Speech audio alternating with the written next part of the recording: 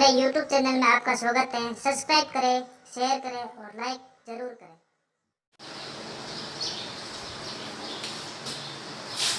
नमस्कार विद्यार्थियों, आपका श्री रानावाजी यूट्यूब चैनल में स्वागत है। तो आज हम हिंदी व्याकरण के अंतर्गत समास के बारे में अध्ययन करेंगे। समास जिसको अंग्रेजी में कंपाउंड कहते हैं, ये एक ऐसा टॉपिक है जो हर कक्षा के लिए कंपटीशन परीक्षाओं में भी इसके प्रश्न पूछे जाते हैं, चाहे शिक्षक का हो, चाहे पटवारी का हो या ग्राम सेवक का हो, पुलिस का हो, हर के अंदर जहाँ हिंदी का प्रयोग होता है उसमें संधि और समास से प्रश्न अवश्य मांगे जाते हैं। तो इसको अपन अच्छी तरह से याद करना है, इसलिए आपको ये टॉपिक पर अपन चर्चा कर रहे हैं। समास, इसका जो संधि है वो दो शब्दों से मिलकर बना है, सम प्लस आस, जिसको शॉर्टकट में अपन कह सकते हैं संक्षिप्तीकरण। बहुत बड़ी बातों को छोटे अक्षरों में लिखना, संक्षिप्तीकरण करना, वो समास कहलाता है। रही बात परिभाषा की, तो परिभाषा के अगर अपन देखते हैं तो दो या दो से अधिक शब्दों या पदों के मेल से बना शब्द समास कहलाता है। इसमें दो पद होते हैं, जिसमें पहला पद पूर्व पद और दूसरा पद जो है परपद कहलाता है। हर समास में अपन दो पद देखेंगे। अब जैसे उदाहरण के लिए अपन देखते हैं यथा शक्ति, यथा और शक्ति दोनों दो शब्द है और दोनों के योग से जो मिलकर के शब्द बना वो समास। अब इसका विग्रह करते हैं, अलग अलग करते हैं, तो उसको समास विग्रह कहा जाता है। और संधि में दो जो वर्ण होते हैं उनका अलग करते हैं तो उसमें संधि विच्छेद होता है, तो ये उसमें अंतर है। तो यथा शक्ति, इसमें दो शब्द हैं और अगर अपन हिंदी में इसका विग्रह करेंगे तो शक्ति के अनुसार, तो इन तीन शब्दों को एक शब्द में अपने रख दिया तो ये संक्षिप्तीकरण हो गया। इसी प्रकार राजकुमार यानी राजा का कुमार, इसी प्रकार राजपुत्र हो सकता है, राजा का पुत्र, उसको पढ़ राजपुत्र के रूप में रख सकते हैं। इसी प्रकार है देशभक्ति, इसमें भी दो शब्द हैं, देश के लिए भक्ति। इसी प्रकार चंद्रमुख, चंद्रमा के समान मुख या चंद्रमा के जैसा मुख वाला। फिर है पंचवटी, पंचवटी, इसमें भी दो शब्द है, पंच और वटी, तो पांच वृक्षों का जो समूह होता है वो पंचवटी कहलाता है। फिर है चरण कमल, तो चरण कमल का मतलब है कमल जैसे चरण, यानी कमल के समान पैर जिसके वो है चरण कमल। फिर नीलकंठ, इसमें है नील है कंठ जिसके, अर्थात शंकर भगवान शिव, ये इसका अर्थ होगा। ऐसे उदाहरण आगे दिन रात, दिन और रात, तो ये अपने उदाहरण थे इसके समास के। अब अपन समास के भेद पढ़ेंगे, समास कितने भेद होते हैं। एक ट्रिक के माध्यम से भी याद कर सकते हैं।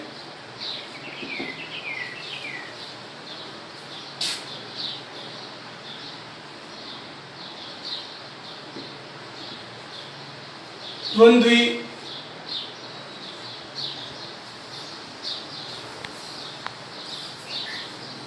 अब तक, ये इसकी एक ट्रिक है जिसमें अपन सारे 6 समासों को याद कर सकते हैं, जिसमें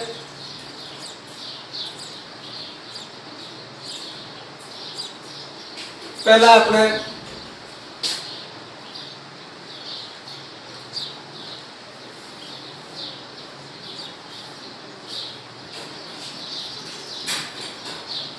व्ययी भाव समास।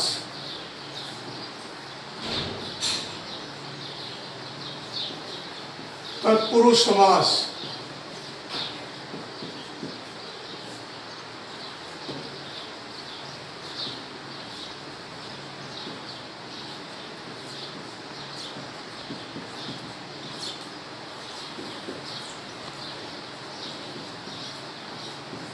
द्विगु समास, द्वंद्व समास,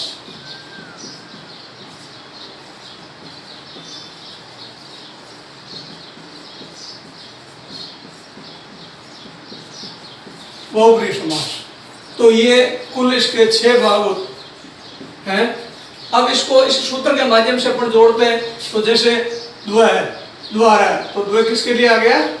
द्व आ गया द्वंद्व के लिए, ये हो गया। फिर आप द्वि, द्वि आ गया अपने द्विगु समास के लिए। फिर अब ए में आ गया आपके अव्ययी समास, और फिर बे, बे में आ गया आपके बहुब्रीहि समास, और अब तक के में आ गया आपके तत्पुरुष समास, और फिर के है, और के अंदर आ गया कर्मधारय। तो ये कोई सीक्वेंस नहीं, आप इस सूत्र के हिसाब से भी आप लिख सकते हो। तो इस ट्रिक से आप 6 नामों को अच्छी तरह से लंबे समय तक याद रख सकते हैं। अब अपन इसकी परिभाषा सबकी पढ़ेंगे।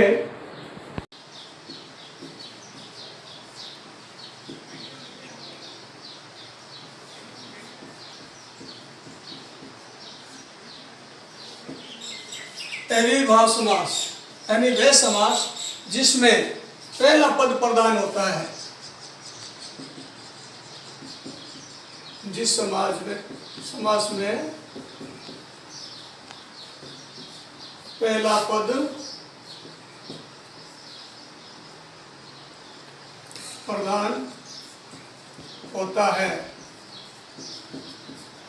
या दूसरे शब्दों में अपन कह सकते हैं कि इससे पूर्व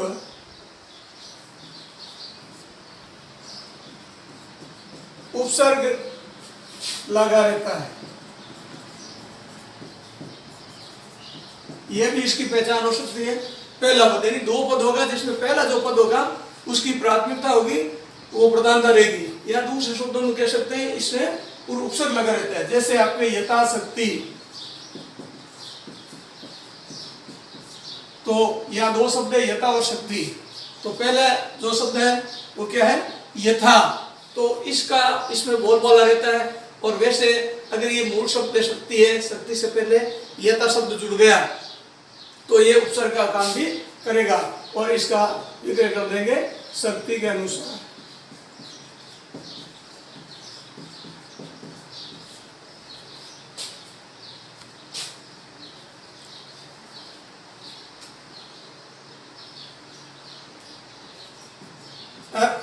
अविलंब दूसरा और उदाहरण दे सकते हैं। अविलंब, तो इसमें जो उपसर्ग के रूप में विलंब शब्द है, और इससे पहले ए जो उपसर्ग के रूप में लगा है, तो अविलंब, हाँ, का मतलब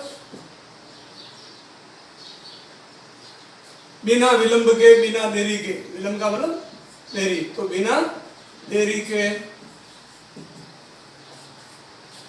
इसी प्रकार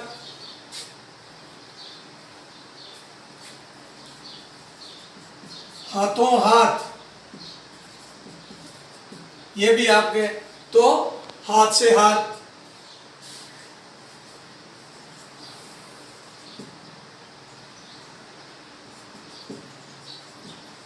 या इसको अपन तुरंत के रूप में कह सकते हैं, जल्दी जो काम होता है उसको अपन हाथों हाथ कह सकते हैं। तो इस प्रकार से ये जो शब्द हैं, बहुत से शब्द और भी हो सकते हैं जिसमें अपन ऐसे जोड़ सकते हैं। आमरण,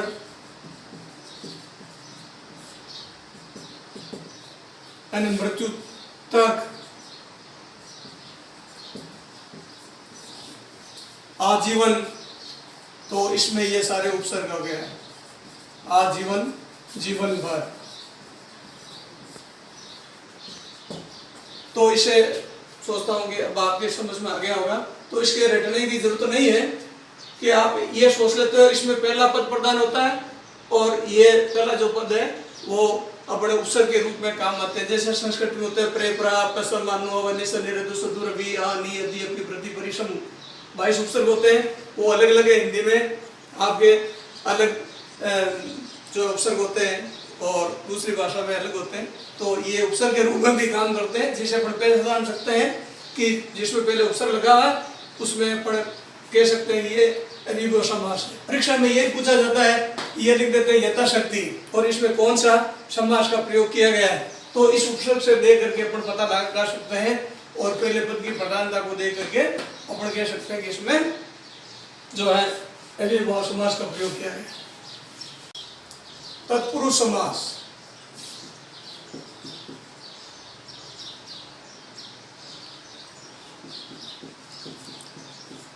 तत्पुरुष समास, तो इसको क्या ध्यान रखना है कि उसमें पहला प्रधान पद प्रधान की बात थी। इसमें क्या है, इसमें न तो पहला पद प्रधान होता है और नहीं कोई दूसरा पद प्रधान होता है। इसमें क्या होता है, इसमें जो अपन कारक चिन्हों का लोप होता है, ये आपको ध्यान में रखना है। कारक चिन्हों का लोप, कारक जो होते हैं वो 8 प्रकार के होते हैं, कर्ता कारक से लेकर के संबोधन तक। तो इसमें कि कर्ता और संबोधन को छोड़कर, कर्ता और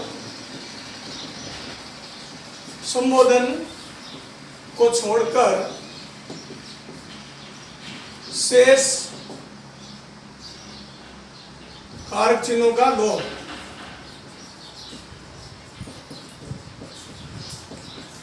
ये ध्यान रखना, कर्ता और संबोधन को छोड़कर बाकी जो 6 कारक है उनका इसमें लोप हो जाता है। वो हो जाता है आपके तत्पुरुष समास, जिसमें अपन लिखते हैं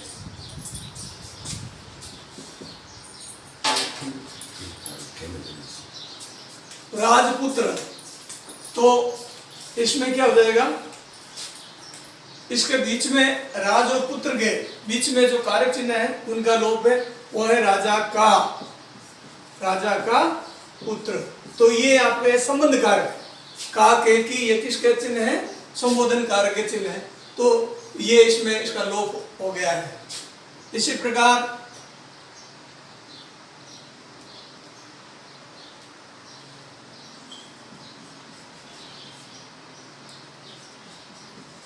बैलगाड़ी, बैल के लिए गाड़ी।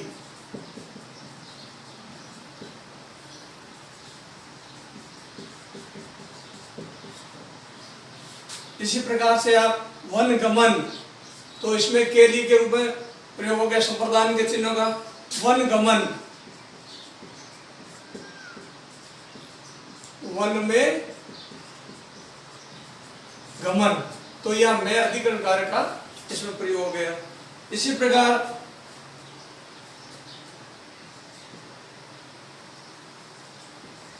पथ भ्रष्ट, तो पथ से भ्रष्ट,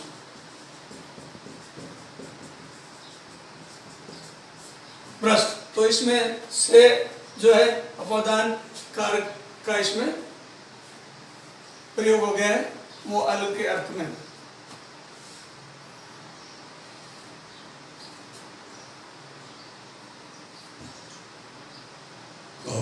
हस्तलिखित, हाथ से लिखा हुआ, हाथ से लिखित, तो यहाँ से द्वारा कर्ण कारक का प्रयोग किया गया। तो इस प्रकार अपन कह सकते हैं कि जहाँ कारक चिन्हों का लोप हो जाता है वह अपने को तत्पुरुष समास का प्रयोग करना है।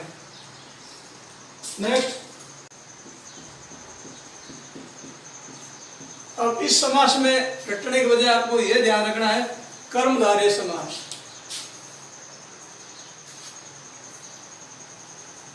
वह समास जिसमें विशेषण का बोध होता है, इसमें विशेषता बताने वाले शब्द होते हैं, यह ध्यान रखना है। तो वैसे इसकी परिभाषा अगर आप देखते हो तो हो सकता है वह समास जिसमें विशेषण और विशेष्य का बोध होता है, एक संख्यावाची शब्द होता है और एक विशेषण दिया होता है। जैसे अपन कहते हैं नील कमल,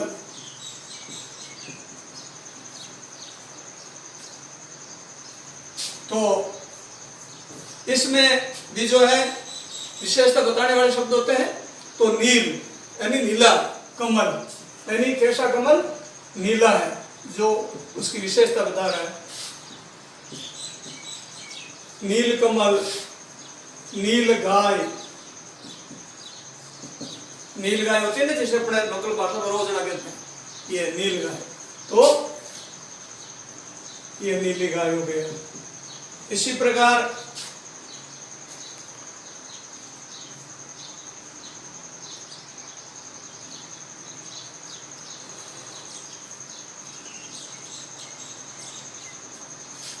और भी आ सकता है आपके,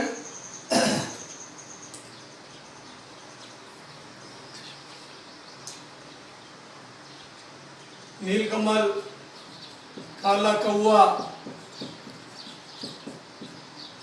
तो कौवा कैसे,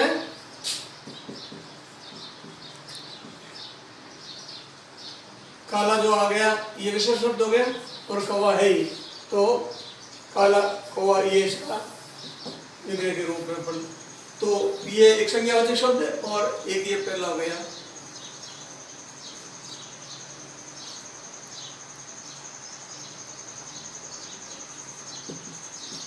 जैसे चंद्रमुखी, तो ये क्या हो गया, चंद्रमुखी यानी चंद्रमा के समान मुख वाला, तो ये हो गया चंद्रमा के समान मुख, मुख वाली, ये हो गया। इसी प्रकार मृग, मृग नयनी,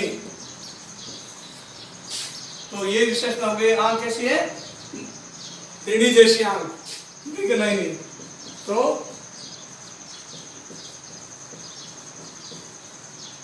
आंखें, तो ये सारे जिसमें विशेषता आपको ध्यान रखना है कि जो इसमें पहला पद होगा वो विशेषण होगा, विशेषता नहीं होगा। अगर ऐसा पद होगा तो अपन उसमें बता सकते हैं कि ये कर्मधारय समास होगा। कोई नेक्स्ट है द्विगु समास। तो इस समास में क्या होता है, इसकी विशेषता है कि इसमें प्रथम पद की प्रधानता होती है। तो प्रथम पद में क्या होता है, मुख्य रूप से आपको ध्यान रखना है, प्रथम पद संख्यावाची, इसमें प्रथम पद का है वो संख्यावाची होती है, गिनती इसमें दी होती है, वो कहलाता है अपना द्विगु समास। जैसे अपने पढ़ा अपने पंचवटी, 5 वृक्षों का समूह, इसी प्रकार चौरा, 4 रास्तों वाला स्थान हो गया।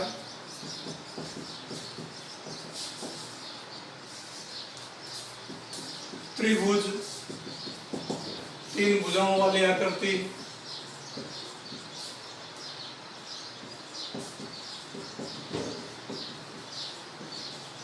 गिरी हुई आकृति,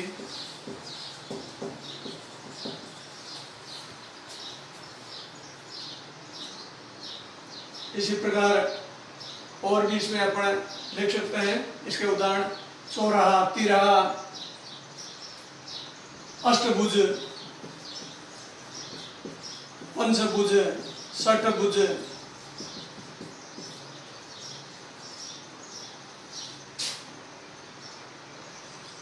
त्रिकाल, 3 काल वाला। तो ये सब अपन इसके उदाहरण दे सकते हैं।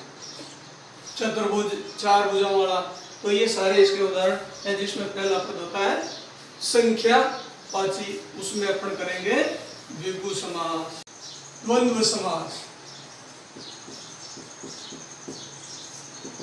इस समास की विशेषता क्या है कि इसमें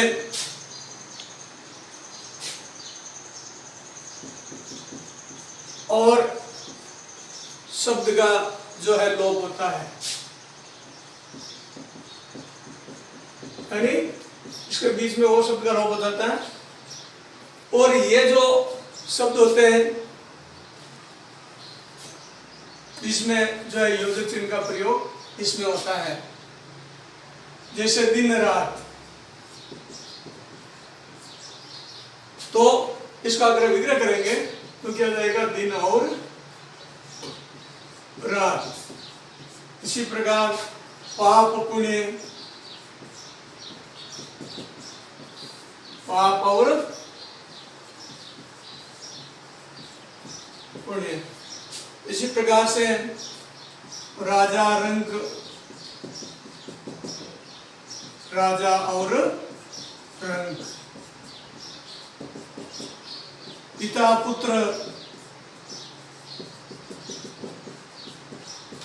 पिता और पुत्र,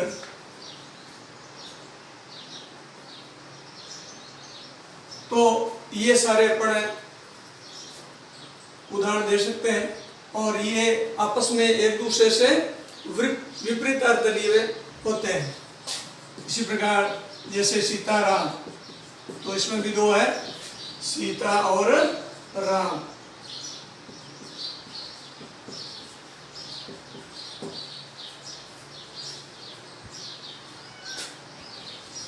राजा प्रजा,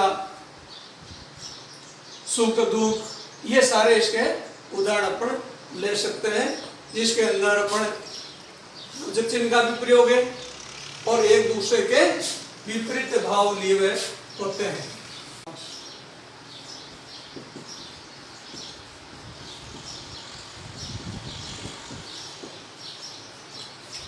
इस समास में जैसे किसी में प्रथम पद होता है, किसी में द्वितीय पद होता है प्रधान, किसी के अंदर विराम चिन्हों का लोप होता है, किसी में और शब्द का लोप है, तो इसकी विशेषता है कि इसके अंदर न तो पहला पद प्रधान होता है और न ही दूसरा पद प्रधान होता है, अर्थात एक तीसरा पद बनता है और तीसरा पद जो है इसमें प्रधान होता है। जैसे अपन लेते हैं नीलकंठ,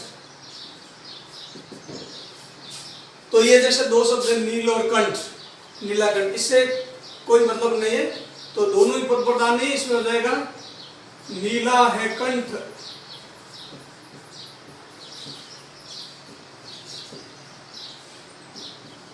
जिसके अर्थात शिव। तो ये शिव जो है वो एक अलग ही तीसरा पद की प्रधानता इसमें बताई गई है। इसी प्रकार जो है दशानन,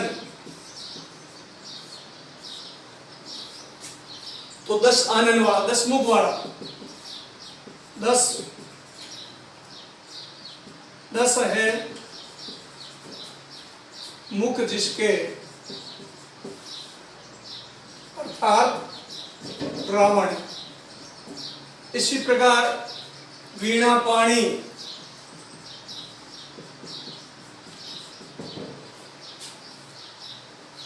तो वीणा है हाथ के जिसमें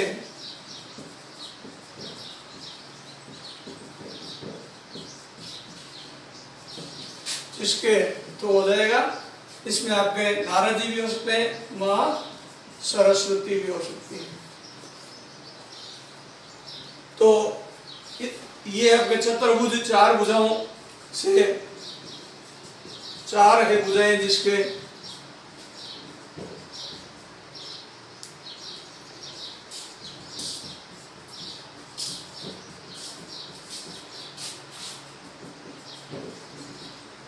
तो इस प्रकार से ये जहाँ तीसरे पद की प्रधानता होती है उसको अपन कहते हैं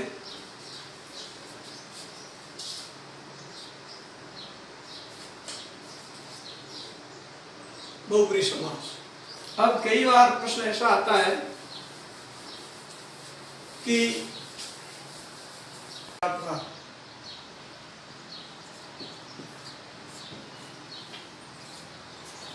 नीलकंठ है, तो उसमें कह सकते हैं कि इसमें कौन सा, इसके लिए दोनों में कह देते हैं ये विशेषता है और संज्ञावादी है। तो कुछ कह सकते हैं कि ये आपके कर्मधारय समास हो सकता है और कुछ कहते हैं बहुब्रीहि समास। तो ऐसी स्थिति में अगर आपके दोनों विकल्प दे रखे होते हैं, कर्मधारय समास भी दे रखा होता है और बहुब्रीहि समास दे रखा होता है, तो ऐसी स्थिति में अपने को बहुब्रीहि समास ही करना है। इस प्रकार की जो विरोधाभास की स्थिति आती है तो उसमें अपन बहुब्रीहि समास ही करेंगे।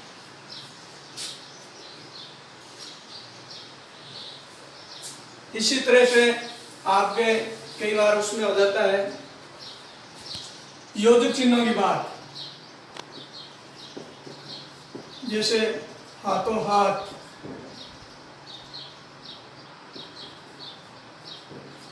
और दिन रात। अब इसमें भी है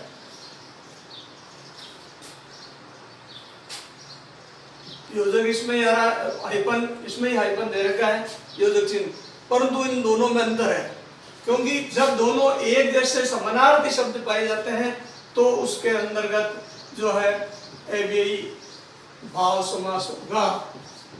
और समान शब्द के लिए, और जिसमें विपरीत आ रहे हैं और योजक चिन्ह आ रहा है तो उस स्थिति में इसको अपन कहेंगे द्वंद्व समास।